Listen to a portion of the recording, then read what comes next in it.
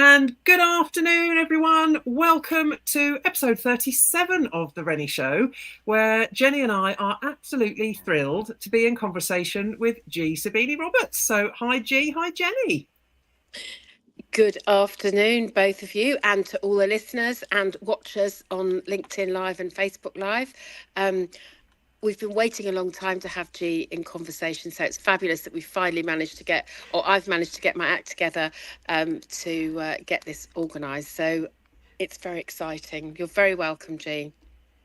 Oh, I'm delighted to be here. Thank you both for having me.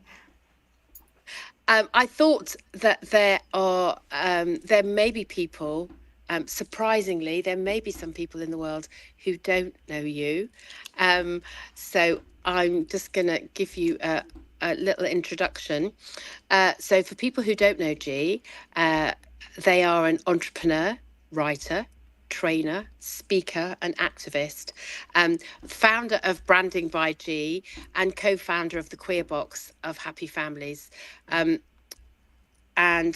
co-author of 2 books on neurodivergent entrepreneurship and an advocate for inclusion. You've been running your own brand design business since 2012, is that right? Yep. And you've helped hundreds of businesses to grow show-stopping brands. You've also been running events, training and facilitating spaces in and for the LGBTQ community since 1996 and in academic and business settings since 2004. Always leading, this is my favourite bit, always leading with curiosity and kindness. G brings their unique stories from the margins of gender, neurotype and sexuality to deliver thought-provoking and memorable experiences to all audiences.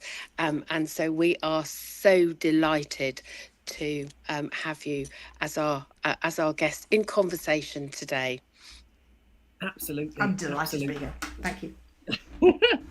So with all that in mind, because obviously you're doing some incredible things in a number of different spaces that help a wide variety of people, if you had to almost not pick one thing necessarily, but pick the main thing, what do you want your legacy to be from the work that you do? Ooh, okay. See, that's a tricky one because there's an aspect to the concept of legacy, which, and this is a personal perspective, not one that I would expect to be shared by anybody else necessarily. There's an ego element in there of what am I leaving behind, so I've left my mark in some way, shape or form. And that's not the kind of legacy that I aspire to. Okay. What I'd love to do, I think, if we're bringing that into the conversation of on your deathbed, what do you want to be feeling? I want to feel like I put more out than I took. Yeah. I want my overall balance to be positive in the world. That doesn't necessarily need to have people specifically identifying me as a source for something dramatic or specific, but what I like to be doing consistently every day that I'm here on this planet breathing is putting out more good, supporting whoever I am encountering to find out how they can put more good out, to grow confidence in their sense of what is good and right in the world. And generally these days that's a lot of conversation around privilege and prejudice and equality and diversity and inclusion and all of those juicy things. I don't need it to be attached to me. So my legacy is more the light footprints that I get to leave behind that hopefully leave in my wake more good than bad. Does that make sense?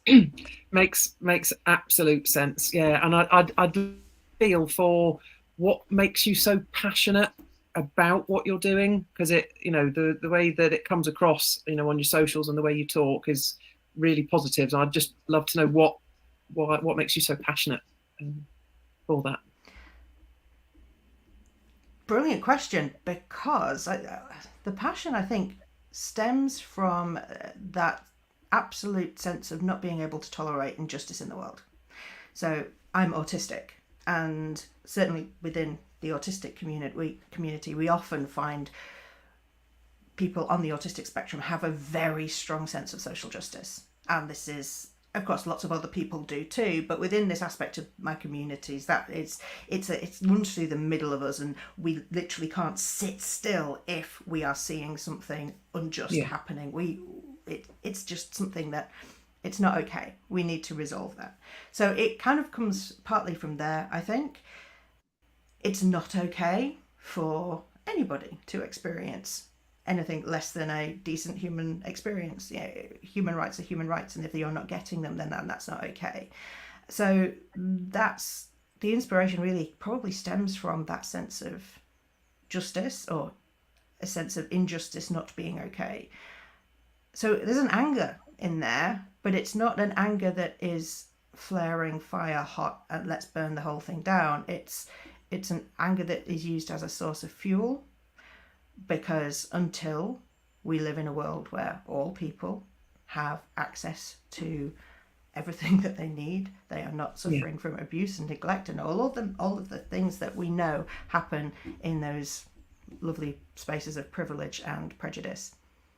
Until we're all okay, then that anger burns, that fuel burns, and we've still got work to do. Absolutely, yeah. That's We've got such a lot of work to do, haven't we? And I love that you said, G, that the that ego in legacy, we often talk about, it's like leaving a prize, what's different, but actually the difference that you have made to people's lives is a lasting, because things will be different every time you, Rachel, any of us do positive things that make a difference to the world, or to one person who is in it, then there's one more person whose life has improved. And actually that's leaving my thoughts about legacy is that I want to leave the world a better place than when I entered it. And that's not from an ego perspective, it's from a more people living in the way that they would like to live, as opposed to feel that they have to live. Which brings me really nicely to my question, which is, you inspire lots of people. Who inspires you? Ooh, okay. There are probably two answers to this. The first is, I am inspired every day by the people I see out in the world who are doing the work. So it doesn't matter what that work is, whether we're talking about somebody who's running events and running programs within the entrepreneurial space and doing it in a really inclusive way, putting their money where their mouth is, genuinely investing in inclusion and accessibility. Every single person, and in our combined worlds, we know a good few of those humans now, thank goodness. I just love turning up in spaces that have those people in, because we create momentum together, don't we? It becomes a collective movement. Well, one person starts pushing that rock and then others get behind. So all of the people out there who are doing the work, and it doesn't have to be necessarily the people waving the flags or standing at the centre stage. It can be the people who are doing it quietly behind the scenes. In fact, often that work is harder and takes more to do. But it's all of the people who are doing the work. There's a beautiful sense of kinship whenever you witness somebody else who is doing the work of, I see you and I'm here, and it encourages that camaraderie and that collective movement, and like I said, and it becomes momentum building. So that is inspirational, and it's particularly in the last few years as we see, thankfully, more voices and more people and more concepts and ideas and events and all of the things coming out that are doing this stuff better, not doing it brilliantly because we ain't perfected any of it yet, but doing it better and constantly striving for better. That momentum is growing. So every single one of those human beings inspires me just by being able to stand next to them in a space and witness what they're doing. It's a glorious thing, and it makes me want to do more. So that's one half of the question. The other half is, it's the kids. It's my kids. I have 4 kids, four neurodivergent kids who are all very different and very special humans in their own ways, who have to overcome all kinds of challenges to function in the world as well. But all of our young people, if we look at the world that we're in right now, we're creating what we're creating now. We're doing it for them, but actually we should be learning far more from them than we give them credit for. I'm blessed to have teenagers in my life on a day-to-day basis right now, because they are epic humans, and their grasp on the world and on humanity and on culture is so much more astute than all of us old fuddy-duddies. It's just beautiful. So I have hope when I hang out with our teenagers, because they have more of a clue, and I love it about them, and it's an honour to get to share life with them. They really are inspirational human beings, every single one of them. It can actually be quite grounding, I think, can't it, to spend time with the younger generations who just have a different outlook. Their life is different for them, I guess, as that we grew up in a different time. They're growing up in a different time. That that will happen ad infinitum throughout the time that the Earth is turning. But yeah, I think it could be quite grounding to. So I'm fortunate enough to have a teenager in my household as well, and it's definitely a wonderful and grounding thing. I think it reminds you, the reality, and that there's other perspectives. It does indeed. We get jaded, don't we? We've had years of what we've had, and that clouds what we can see. We are not looking at the world through clear lenses. Yeah. They are. And I think that starts with I've got grandchildren, and so I'm having the additional perspective of 2- and 4-year-olds, and they bring a completely different perspective, because they're the opposite of jaded. They're fresh, isn't it? And everything's new and exciting and interesting, and watching them work out how to do stuff, and the sheer joy, and that they're so in touch with their emotions, whatever they are. They have no filter in terms yet of expressing how they feel. And just sometimes, as with my youngest, not my youngest anymore, one of my grandsons yesterday, he was just sad, and he sat on the floor, and he just he cried, and we asked him what he needed, and he just needed a hug, and it's that thing. It's like, there's many adults who would dearly wish to be able to do that, isn't there? And just be able to. It's as simple as that, and it was wonderful to watch and be able to be part of that. So yes, absolutely. For life to be so uncomplicated, as it is for a young child. It makes you think, doesn't it, about all the layers of conditioning and all the rest of it that we're all subject to as we grow. And even when you compare that age group, the toddler age group, with the teenage age group, the difference in approach, and it's no longer sort of black and white. The very young ones, I'm sad, so I'm going to cry. It's that simple. But of course, it then just gets more and more complicated the more experiences we gain and the older we get. And it's a fascinating thing, really, isn't it? It is, and I think it's one of my goals, certainly more recently, has been to try and find ways to get back to that. Oh yeah.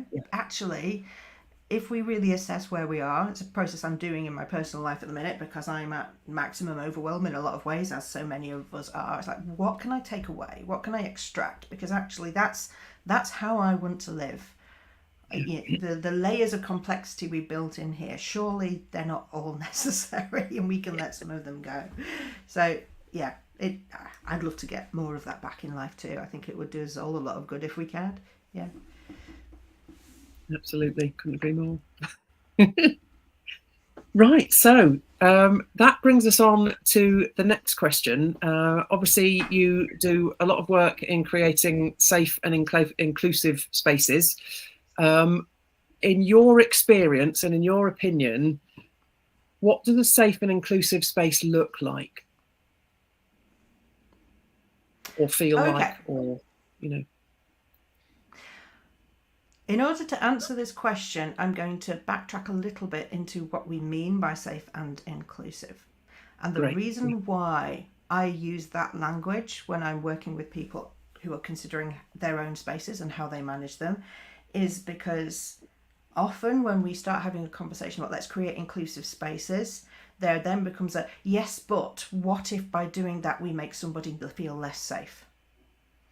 So that's really why those particular two words have been brought in, because often when people are saying, you think, okay, let's make an inclusive space. And I'm going to go for a very stereotypical example here. But so this is a women's space, and they're recognising that all women are women. They need to include trans women in that space in order to be genuinely inclusive of all women. And there is a concern that there may be some cis women potentially in that space who would feel less safe in a space that also included trans women. And that's a conversation that I have a lot. I've worked with a lot of people in those kinds of situations. I'm not picking on a specific example. That's a very common conversation I find myself having. So the work then actually isn't, well, let's do the unpicking. We are not actually trying to figure out why trans women for some reason make some cis women feel unsafe, because we need to unpick the reasons behind that and where that comes from. So when I'm talking about those kinds of spaces, it's because I'm recognizing that there is sometimes for some people, not for me, not for any of the people who get to the end of that process and are able to joyously embrace creating spaces that are safe and inclusive, because it totally can be done. But the people who are on that journey, there can be a sense of conflict sometimes between these two things.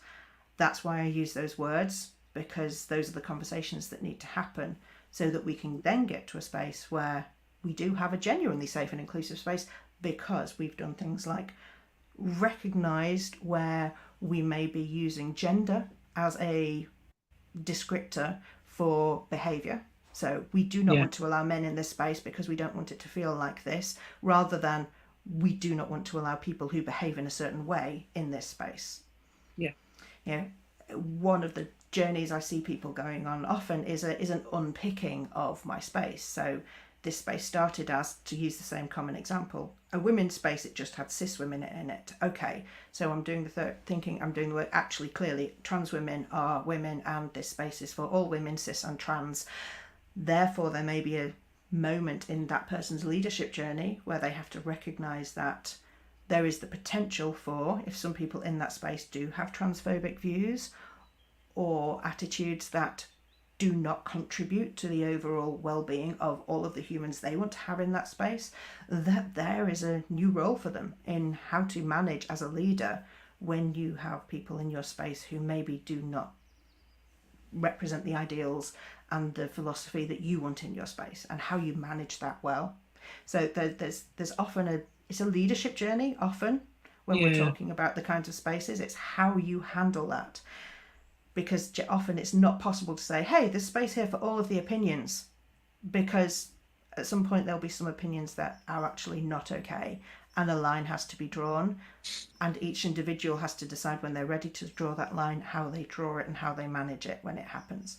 And this is not in every case. Often these conversations happen really easily. It's not hard, but I'm aware of the possibilities for that tension. When we've got beyond that, this is a space for all women, then there can sometimes be a question of, actually, would non-binary people be welcome here? I think non-binary people would be welcome here now I think about it, because when they started that process, what they were thinking is, I'm creating a women's space, often because I have been in a mixed gender space and I didn't like it because I experienced some behaviours from some men in that space that were overbearing or sexist or made me uncomfortable. And so that women's space was set up as let's create a space that doesn't feel like that. But actually, as you start to unpick it, then, well, actually, no, non-binary people would be welcome. Okay, so but what if we make it assigned female at birth non-binary people, and then it's going to still feel a bit the same, and then you realise you can't do that, because the only way you get to distinguish between non-binary people who are assigned female at birth and assigned male at birth is by looking in their knickers, and you're not going to be doing that at the start of your business networking group, are you? So, well, I don't know. I'd love to know what kind of business they'd get away with that in. Yeah. And then you realize, well, actually, maybe some men would find this space. What about disabled men? What about black men? What about gay men? What about trans men? Actually, if we're trying to create a space that is a nurturing one, and we want it to be a space where all people who are struggling in some way in a heteronormative, cis, straight, white, able-bodied world, then if we're creating space for people who have found aspects of that hard, we've got almost all people. We're just excluding the straight, white, cis man. And then that gets uncomfortable, because you know what? When you think about that, if we're creating a space for everybody apart from that person, firstly,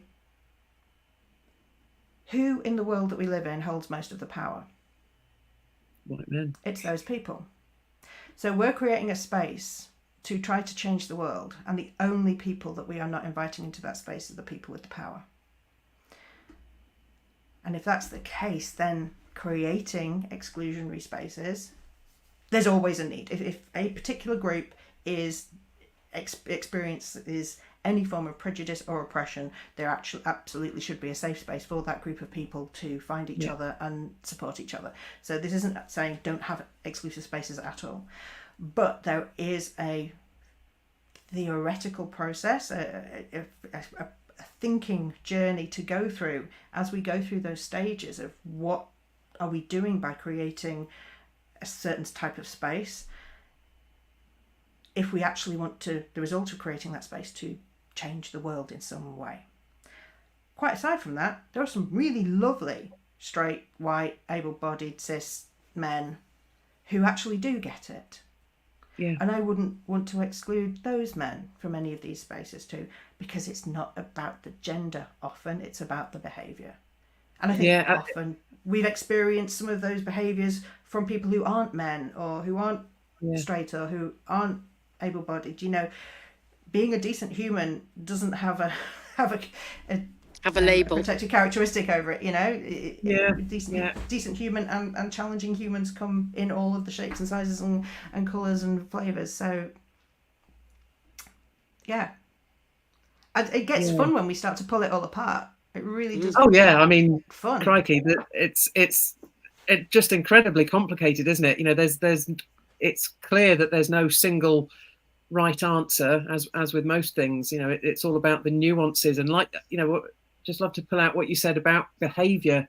That for me hit the nail on the head. It's about the behaviors that people are displaying, isn't it? And that can come from anywhere, from a majority, from a minority. Anyone can display what we might consider to be horrendous behavior, and that's really, that's just brought home to me how complicated it actually is to make safe and inclusive spaces, and have it done in the right way. And when you said about excluding the decision makers, that's really complicated. I find it gets simple. I think I think it's really simple. Why I think it feels complicated when you're still going through the process of pulling out the threads. But once you've gone through that thinking process of pulling out all of the threads, it is very simple, because it is about behaviour, it's about experience, and it's about cohesive community, kindness, curiosity, all of those words that we started with at the beginning of this recording. That's the key. And if we can stay true to that, we'll figure the rest out. Yes, it can feel complicated, but it's not.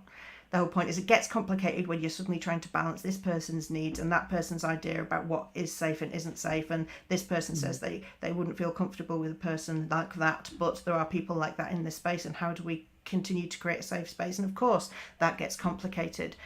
because you're trying to meet a whole load of needs where you've got trauma, or you've got beliefs that don't align with your own. Yes, there is complexity there, but if you approach it all from a position of love, kindness, curiosity, often the answer is a lot simpler than you might have thought. Yeah, I mean, it's team human at the end of the day, isn't it? That's kind of the way that I look at it. Wow.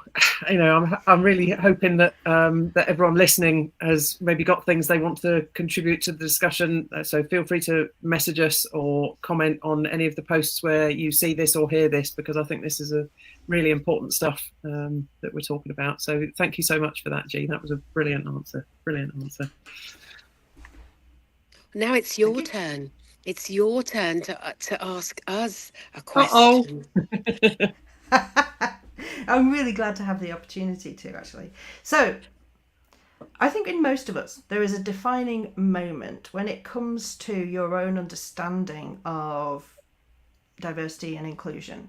Often it's a moment when your own privilege gets slapped back in your face in some way. You suddenly become aware of the privilege that you have in a certain situation. And I was wondering if each of you would be willing to share maybe a moment where that's happened to you in some way and how that has changed you.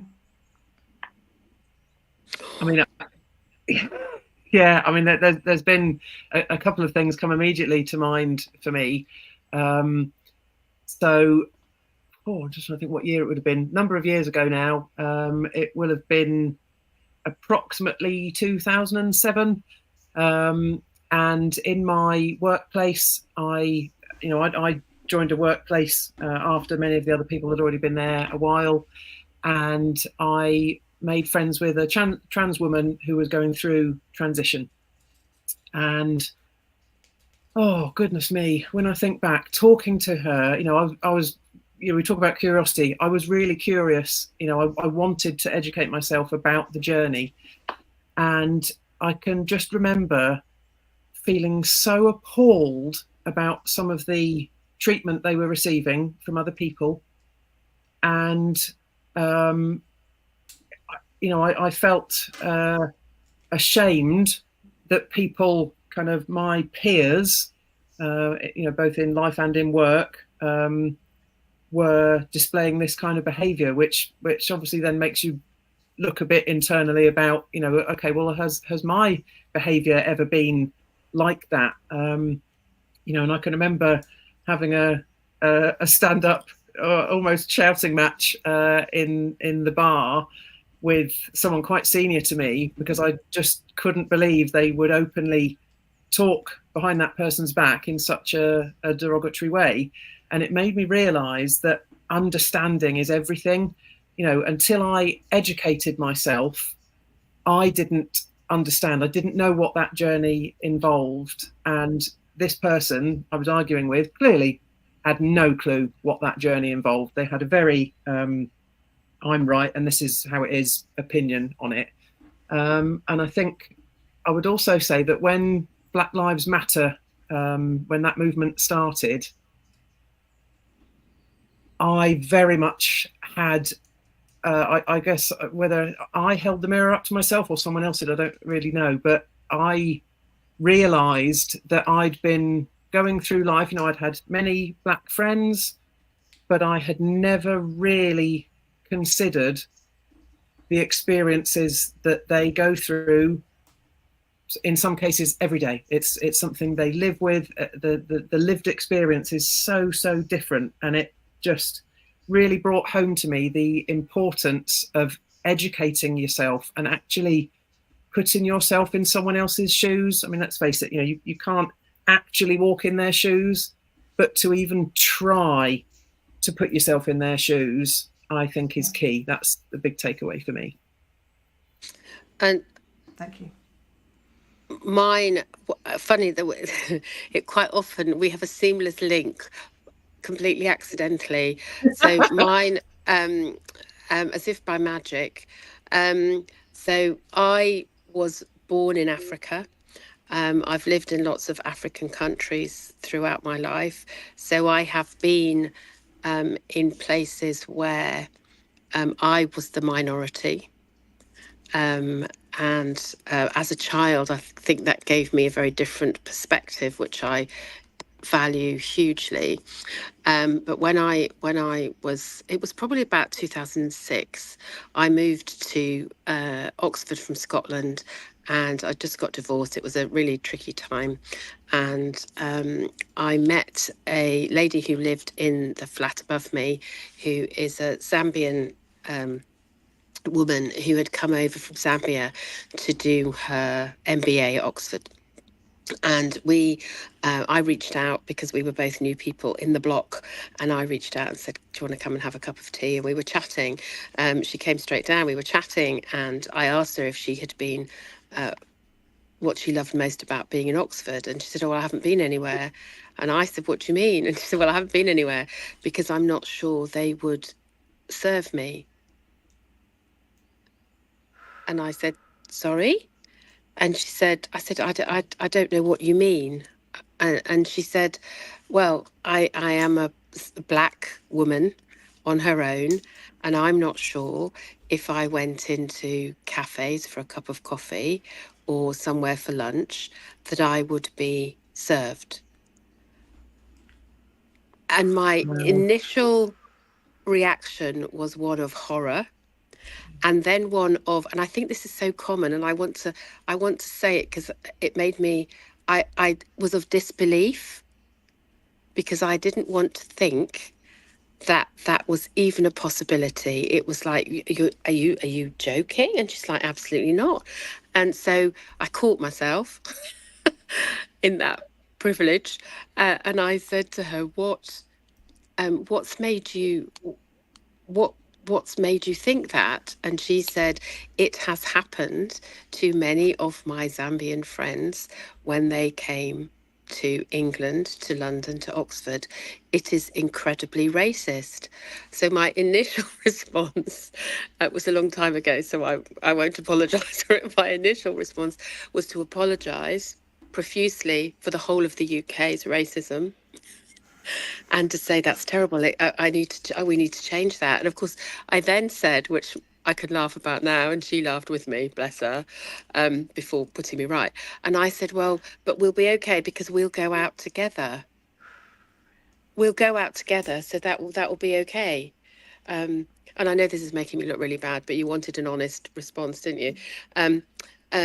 But we'll go out together, and that'll be okay. And she said, oh, you fool. Of course, she's a great friend of mine. You fool! Of course, it will be okay when I go out with you.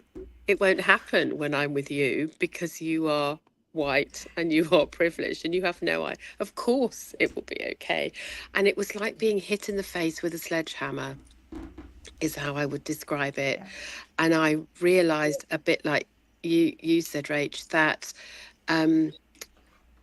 Even though I thought, if you had asked me before that conversation, I would have said, I'm inclusive, I'm not racist, I understand, I get it, I want the world to be a place where people are valued for their being, regardless of their colour and all of that. And I would have said that I was well informed. And of course, what I realised was, with the great sledgehammering thunk, is that I absolutely wasn't. I just wasn't. And so since then, it's nearly 20 years ago, isn't it? So since then, that journey, that leadership journey that you talked about previously, and for me, I feel it's an ongoing, it's a bit like self-awareness. You're never done, are you? Yeah. So it's an ongoing journey. And I've asked good questions, and I talk a lot about it in the facilitation that I do. And it's quite often people are frightened to have those conversations because they don't want to offend. And I think if you can accept that you don't know, and that your intention is kind and I was going to say pure is maybe the wrong word, but your intention is to understand better so that you can teach yourself and that you can do things better, then most of the time, most people are happy to have that conversation with you because they recognize the intention behind it. And it's not voyeurism, it's not salacious kind of Sun headline kind of thing. It's about a genuine desire to understand other people's perspectives, because I cannot walk in their shoes because I'm not them, but I can listen to their experiences and honor them and believe them and not do that thing. It's like, oh my goodness, that can't be true, because I desperately don't want it to be true, but it is. Yeah, and that's the sad thing, isn't it? I feel the same. I don't want it to be true, but it is true. It's the world we're living in, and we have to face that. And also, I think by my understanding that the way that I respond potentially makes it more true if I don't continue that journey. So to just keep saying, there's another story of a friend of mine who has a I think he's Kenyan of origin, Kenyan son, and she said, I'm dreading having the conversation with him that when he's 11-ish, as a teenager, I'm going to have the conversation about hoodies and how and she said it's a different conversation than I have with my other two children who are white. And she said, and it infuriates me that I have to have that, but I would be not being fair to him if I didn't have that conversation. So I think there are so many conversations that we need to have, heartbreaking though it is, but the more we have them and the more that we face into our own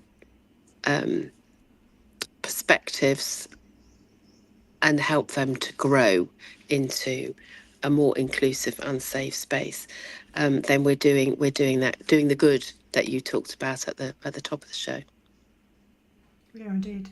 And it brings us all round into the notion of allyship, doesn't it, really? Yeah. This is what we're talking about. We've got to recognise that we are having this conversation as three white voices.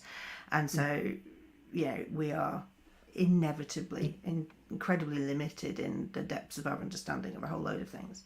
But as allies, we can help to share what we do know, and we can continually do the work to learn more, understand more, and be part of that collective creating a better world, better society, better understanding, all of the things. We get to do that as allies together. Yeah, absolutely. That gets my vote every day of the week and twice on Sunday. No brainer. Thank you so much. That was every bit the inspiring and brilliant conversation that I thought I had anticipated as having G. So thank you so much for being our guest today. And we really appreciate you being here. Would you like to share with people how they can get in touch with you, where they can find you in any one of your spaces, before we just finish off? Absolutely. Well, I'm very easy to find. I am G Sabini-Roberts, all one word. You can find me on Facebook, LinkedIn, Instagram, and TikTok under that. So come find me wherever you hang out. It will be lovely to get to know all of you. Thank you. It's been such a joy, and I have had the honour and the privilege of chatting and being in real life with G, and it's absolutely worth looking her up and having conversations and being in her world. So thank you. Sorry, did I? I apologise. That's so rude. I apologise profusely. They, you, them.